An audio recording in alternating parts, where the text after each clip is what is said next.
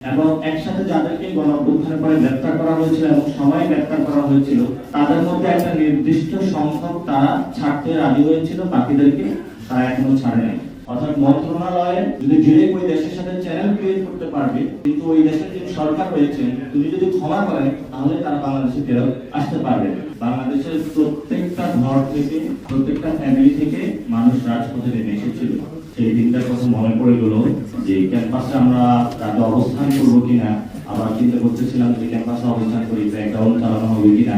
বিভিন্ন অবস্থান চিন্তা ভাবনা করে আমরা ওই দিন শাহবাগ থেকে চলে যাই এবং রাতে সিদ্ধান্ত নিয়েই পরবর্তীতে 5 তারিখে ঢাকা জনতা এবং এটা 6 তারিখে হওয়ার কথা ছিল, এটা 5 তারিখে আমরা এগিয়ে নিয়ে আসি এবং 5 তারিখে আমরা শেখ হাসিনা পালাতে বাধ্য হয়েছিল এবং পরবর্তীতে বাংলাদেশ স্বাধীন হয়েছিল।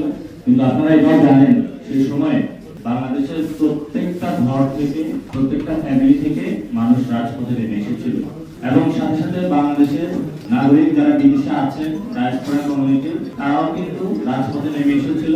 কিন্তু বাঙালি জাতি তো বড় আবেগী জাতি, যখন দেখেছে যে তার ভাই রাজপথে তাকে হত্যা করতেছে, বাংলাদেশে একটি নিপীড়ন চলতেছে, ক্র্যাকডাউন চলতেছে, তখন তারা কিন্তু বসে থাকতে পারে না। আমাদের সেখানে যারা সংযুক্ত আরব আমিরাতে অনেক ভাই আছে যারা এই আন্দোলনে যোগ দিয়েছিলেন, কথা বলেছিলেন, ফেসবুকে কথা বলেছিলেন এবং তারা সামাজিক মাধ্যম, সোশ্যাল মিডিয়ার মাধ্যমে যোগাযোগের চেষ্টা করেছেন, বাংলাদেশের পক্ষে দাঁড়িয়েছেন। গণঅভ্যুত্থান পরবর্তী সময়ে সেখানে অনেকে গ্রেফতার করা হয়েছে, অনেকের ইমিগ্রেশন ব্লক করা হয়েছে, অনেকে এখনো গ্রেফতার করা হচ্ছে। সেখানে তাদের সাথে একটি আন্তঃসংযোগ চ্যানেল চালু করা হয়েছিল, অনেকে মুক্তি পেয়েছে।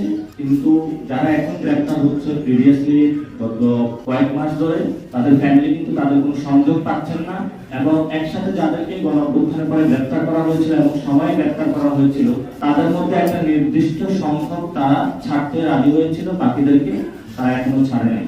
আপনারা জানেন বিদেশে বসে চক্রান্তর পরও ভারতের নেভাল ক্রু থেকে শুরু করে বড় একটি অংশকে ভারত সরকারের হস্তক্ষেপে ওই সময় মুক্তি দেওয়া হয়েছিল। আর বাংলাদেশের পক্ষে দাঁড়িয়ে সাধারণ সোশ্যাল মিডিয়ায় কথা বলার জন্য বাংলাদেশের জনমানুষের যারা শহীদ হয়েছে তাদের প্রতি সম্মান জানানোর জন্য, আহতদের সাথে সম্মান জানানোর জন্য আমাদের অনেক ভাই কারাগারে রয়েছেন। কিন্তু আমাদের প্রবাসী কল্যাণ মন্ত্রণালয়, পররাষ্ট্র মন্ত্রণালয় এবং সেখানে আমাদের যে কনসুলার অফিস রয়েছে, এম্বাসি রয়েছে, তাদের সক্রিয় উপস্থিতি আমরা এই সময় লক্ষ্য করছি না। এবং ওনাদের ফ্যামিলি থেকে আপনারা শুনেছেন তার প্রত্যেকটা মন্ত্রণালয়ের বাইরে যাচ্ছেন, বিভিন্ন জনের সাথে কথা বলছেন, কিন্তু এটা মন্ত্রণালয়ের যেমন ইস্যু তেমনি এটা প্রধান উপদেষ্টার সাথে ওই দেশের একটি আন্তঃসংযোগের বিষয় রয়েছে। অর্থাৎ মন্ত্রণালয়ে যদি ডিরেক্ট ওই দেশের সাথে চ্যানেল ক্রিয়েট করতে পারবে, কিন্তু ওই দেশের যে সরকার রয়েছে তুমি যদি ক্ষমা করেন তাহলে তারা বাংলাদেশে ফেরত আসতে পারবে।